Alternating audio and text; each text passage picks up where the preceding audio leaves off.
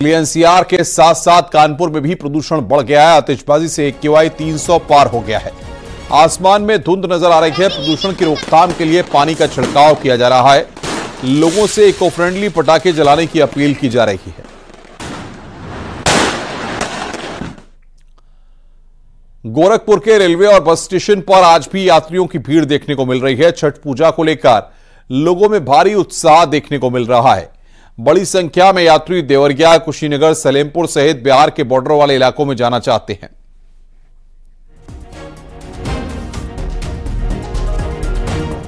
रुक रहे हैं यहां पर एक ब्रेक के लिए। खबरों का सिलसिला लगातार जारी है।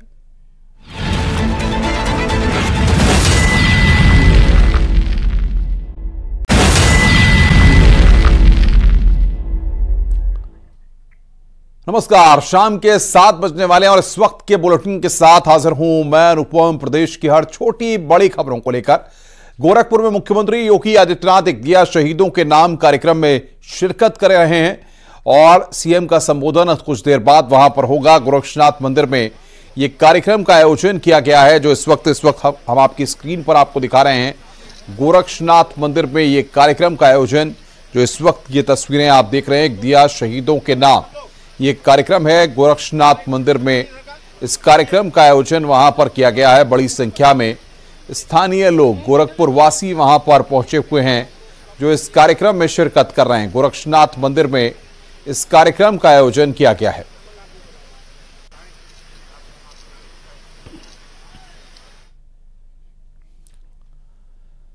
खबर देवरिया जिले से है, जहां पर गौरी बाजार रेलवे स्टेशन पर उस समय अफरा तफरी का माहौल हो गया जब अमृतसर से चलकर जयनगर को जाने वाली शहीद एक्सप्रेस ट्रेन के एसी बोगी में लगे फायर अलार्म अचानक बजने लगे। कुछ देर बाद ट्रेन के अलार्म को ठीक कर रवाना किया गया। बताया जा रहा है कि आसपास के खेतों में पराली जलाई जा रही थी और काफी धुआं उठ रहा था और ट्रेन के बोगी में लगे सेंसर के माध्यम से अचानक अलार्म बजने लगा।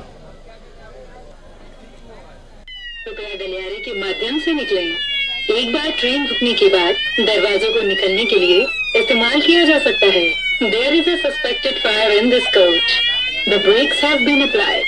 Please evacuate through. ये अलार्म की आवाज हम आपको सुनवा रहे हैं, किस तरीके से अलार्म बजा, जिसमें इस बात के संकेत आए कि कोच में कहीं पर आग लगी है, लेकिन पराली के धुएं की वजह से ट्रेन रुक गई और इससे हड़कंप मच गया, क्योंकि उस वक्त अलार्म बच गया और लोगों में अफरा तफरी मच गई।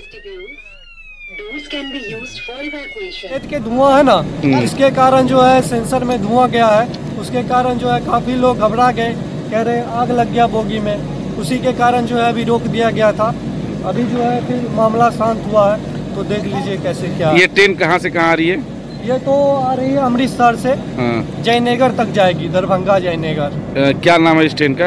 इस ट्रेन का नाम है शहीद एक्सप्रेस। अच्छा, अभी फिर अफरा तफरी माहौल मच गया था क्या? जी, काफी लोग जो है परेशान हो गए, बच्चे सब थे, महिला सब थे, काफी परेशान जो है हो गए हैं। चंदौली में ऑक्सीजन सिलेंडर में ब्लास्ट हुआ है। धमाके में कई लोग घायल हुए हैं। दरअसल अलीनगर थाना क्षेत्र के माल गोदाम के पास रेलवे साइट पर वेल्डिंग का काम हो रहा था। उसी दौरान सिलेंडर उतारे जा रहे थे। अचानक से एक सिलेंडर में ब्लास्ट हो गया और कई लोग घायल हो गए। कंपनी का कर्मचारी है, वो इंजर्ड हुआ है। इसको BHU ट्रामा सेंटर रेफर किया गया है। खुले में जिस तरीके से हो रहा है उसको लेकर के चयन किया जाएगा। इसके लिए जो देखा है, इसको अभी रेलवे कर्मचारियों को, इसके लिए रेलवे अधिकारियों को अवगत कराया जाएगा, ताकि इसको एक सुरक्षित हाथे के रूप में कन्वर्ट करें। जो काम चल रहा है इस लोहे का वर्क ही है, इससे भी चाहेंगे तो ये पैक हो जाएगा, क्योंकि एक तरफ रास्ता है, आम रास्ता है, और दूसरी तरफ घर बने हुए हैं, ताकि भविष्य में भी कोई इस तरह की घटना हो तो कोई दूसरे को क्षति ना पहुँचे।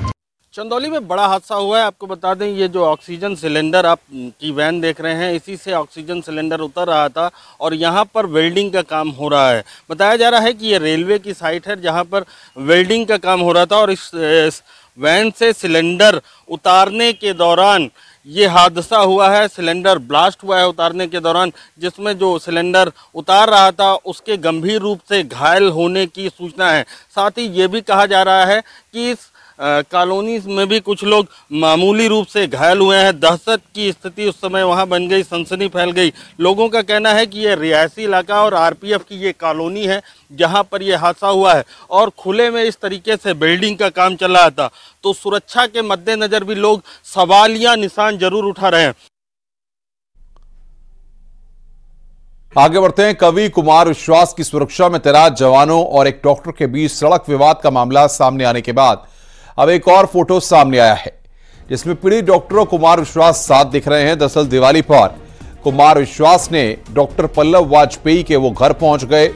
उन्होंने रोशनी के पर्व दिवाली की शुभकामनाएं और बधाई दी। कुमार विश्वास ने डॉक्टर के घर पर दिवाली मनाई। उन्होंने गिले शिकवे भुलाकर डॉक्टर को गले लगा लिया। सड़क विवाद में दोनों तरफ से मुकदमा दर्ज किया गया था।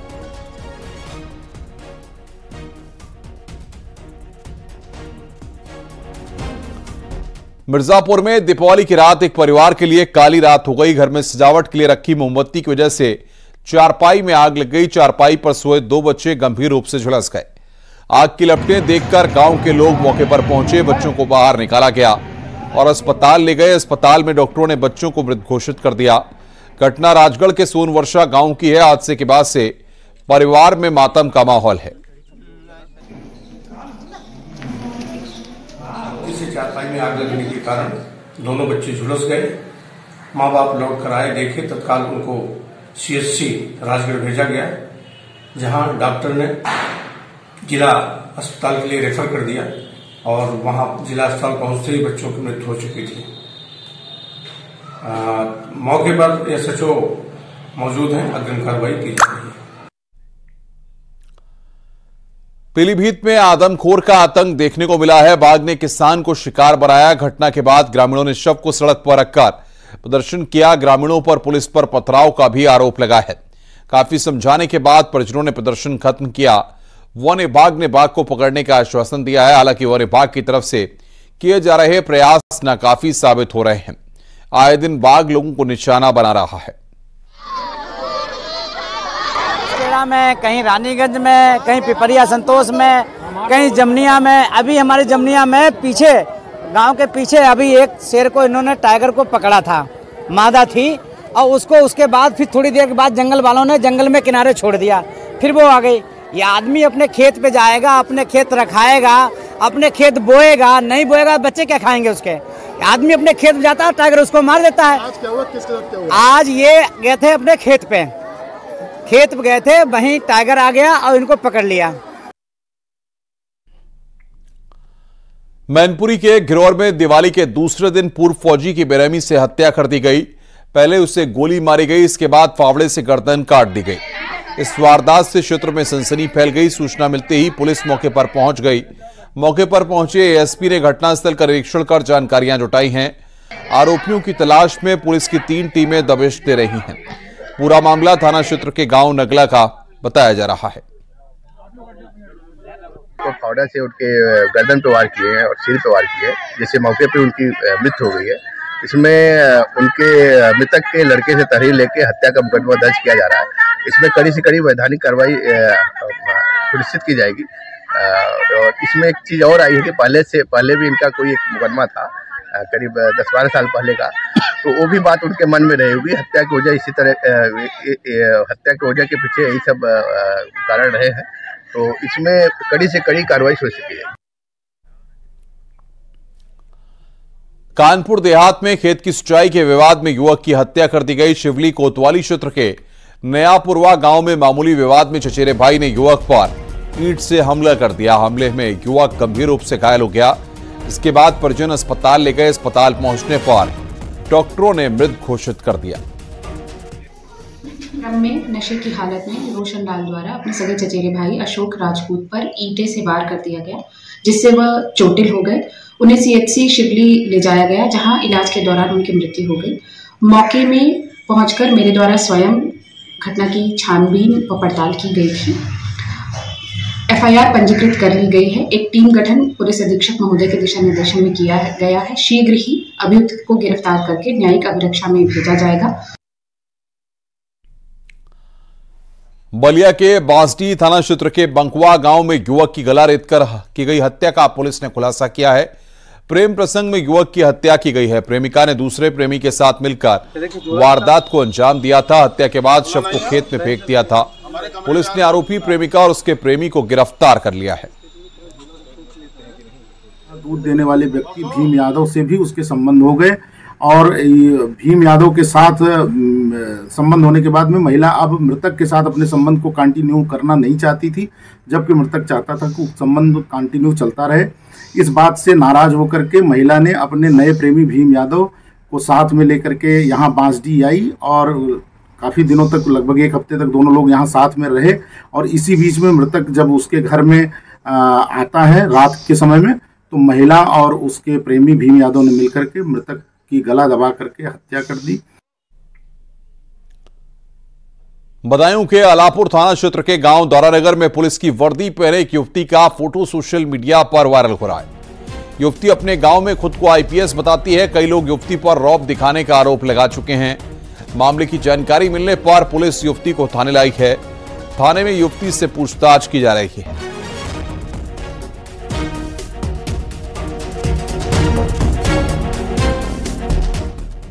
आगे बढ़ते हैं। संभल के मोहल्ला चौधरी सराय में किराए के मकान पर रही महिला की गला काटकर हत्या की गई। महिला का पति बाहर गया हुआ था। लौटने पर उसे पत्नी का शव कमरे के अंदर मिला है। पति की सूचना पर पहुंची पुलिस शव को पोस्टमार्टम के लिए भेजकर जांच पड़ताल में जुट गई है। पति ने तंत्र मंत्र के चक्कर में हत्या की आशंका जताई है। एक महिला जिसका नाम रौनक, पत्नी शहनवाज, जो कि मुशर्रफ कॉलोनी चौधरी सराय की रहने वाली है, का शव उसके ससुराल के घर पर मिला था, जिसमें उसके गले पे धारदार हथियार से चोट की हुई थी। इस सूचना पे तुरंत पुलिस मौके पे पहुंची और फॉरेंसिक यूनिट भी पहुंची है। मेरे द्वारा भी घटनास्थल का निरीक्षण किया गया है। घटना लगभग 11 बजे की बताई गई है और इस संबंध में अभी यहाँ पे जानकारी की जा रही है और इसमें अभी शीघ्र ही पीएम के लिए बॉडी भेजकर मृत्यु का स्पष्ट कारण जानते हुए आगे विधिक कार्रवाई इसमें की जाए। दिवाली की रात को ग्रेटर नोएडा और नोएडा में हिट एंड रन के 2 मामले सामने आए हैं। ग्रेटर नोएडा में कार ड्राइवर ने सड़क किनारे खड़े सिक्योरिटी गार्ड को टक्कर मार दी। इस हादसे में गार्ड उछलकर रोड पर गिर गया। पुलिस ने आरोपी की पहचान कर उसे गिरफ्तार कर लिया है। उधर नोएडा के थाना सेक्टर 113 क्षेत्र में हिट एंड रन की दूसरी घटना सामने आई। यहां पर बेकाबू कार ने एक मासूम बच्ची 3 लोगों को कुचल दिया। घायलों में एक बुजुर्ग की हालत नाजुक बनी हुई है।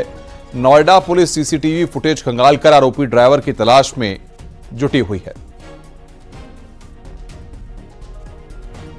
दिवाली के बाद से ही हिट एंड रन की जो घटनाएं हैं वो सामने आ रही हैं। सबसे पहले जो घटना सामने आई वो काफी दिल दहलाने वाली थी और उसके बाद एक दूसरी घटना जो नोएडा से है वो सामने आई है, जिसमें 3 लोग बहुत बुरी तरीके से घायल हैं और ये भी बताया जा रहा है कि जो घटना है उसके बाद जो है उन्हें एडमिट करा दिया गया है, उनका इलाज चल रहा है। वहीं पुलिस का कहना है कि जो पूरा मामला है ये सेक्टर 113 का है और जो पुलिस है वो सीसीटीवी के माध्यम से पूरी जांच कर रही है। और एक जो मामला ग्रेटर नोएडा का सामने आया था उसमें पुलिस ने जो है वो आरोपी को गिरफ्तार कर लिया है, लेकिन जिस इंसान को काफी चोट आई थी, जो सुरक्षा कर्मी था, वो ठीक है। तो ये देखने को मिल रहा है कि दिवाली के बाद से ही हिट एंड रन के जो मामले हैं वो लगातार सामने आ रहे हैं।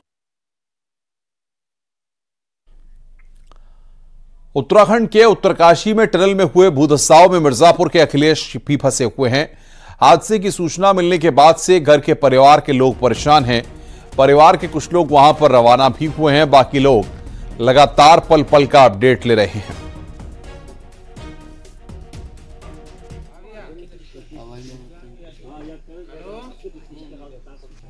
उत्तराखंड के निर्माणाधीन टनल हादसे में 40 श्रमिक अभी भी फंसे हुए हैं। रेस्क्यू जारी है और उनको खाने की व्यवस्था, पाइप के द्वारा ऑक्सीजन की व्यवस्था की जा रही है। मुख्यमंत्री मौके पे वहाँ पे निरीक्षण किए हैं, अधिकारियों को निर्देश दिए हैं। कई ऐसे श्रमिक हैं जो अलग अलग प्रदेशों से हैं। मिर्जापुर से भी एक श्रमिक प्रिंस नाम का वहाँ पे गया हुआ था, वो भी फंसा हुआ है और उसके पिताजी हैं जो परेशान हैं। यहाँ पर वो बैठे हुए हैं। ये गाँव है, इसी गाँव का वो रहने वाला था और उसके पिताजी भी हैं। उनको फ़ोन भी आया है। पिताजी ये बताइए क्या हुआ था, आपको कैसे फ़ोन आया, क्या जानकारी है? हमको तो कोई जाने, गाँव से लोग बताए कि ऐसा ऐसा बात है। इसी द्वारा हमको मालूम हुआ। हम तो फ़ोन चलाते भी नहीं हैं। गांव में भी एक लड़का है वो लैपटॉप चलाता है, साहब डिटेल ले आया, वहीं से सब कुछ मालूम हुआ। अच्छा, क्या आपको मालूम चला, क्या हुआ है? वो कब से वहाँ काम करता था, कितने दिन काम करते हैं? काफ़ी दिन से, 2-4 साल से करते हैं। आए थे बीच में 2-4 महीना रहे, उसके बाद गए। तब से फिर अभी यही सब कहानी है। उत्तरकाशी में यमुनोत्री नेशनल हाईवे पर निर्माणाधीन सिलक्यारा टनल के अंदर फंसे 40 मजदूरों को निकालने की कोशिश लगातार जारी है। कल टनल के अंदर भूस्खलन में करीब 40 मजदूर फंसे हुए हैं। अधिकारियों ने वॉकी टॉकी के जरिए टनल में फंसे मजदूरों से संपर्क साधा और बताया जा रहा है कि सभी मजदूर सुरक्षित हैं। वहीं मौके पर एनडीआरएफ, एसडीआरएफ के साथ पुलिस और फायर ब्रिगेड की टीम मौके पर मौजूद है और टनल में फंसे मजदूरों को निकालने के लिए मलबा हटाने का काम जारी है। ऑक्सीजन के पाइप को टनल के अंदर सप्लाई हो रही है। इसके साथ ही टनल में पानी की भी आपूर्ति की जा रही है।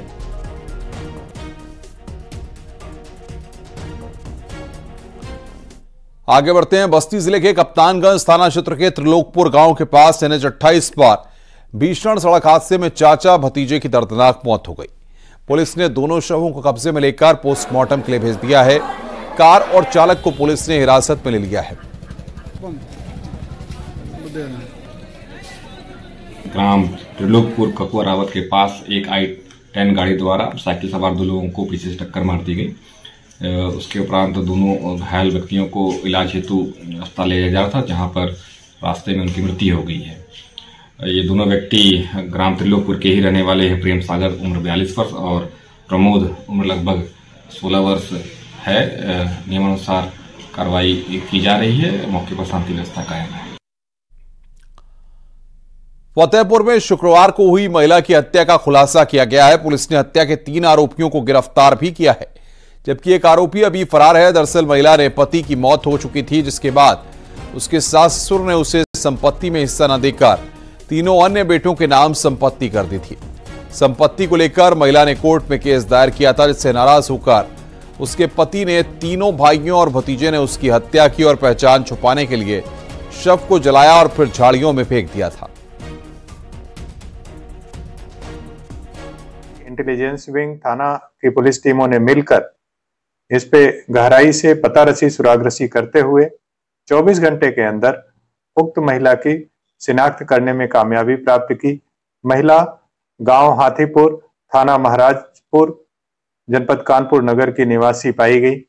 तदोपरांत इस घटना में शामिल महिला के परिवारीजन 3 अभियुक्तों को पुलिस ने गिरफ्तार करने में कामयाबी प्राप्त की।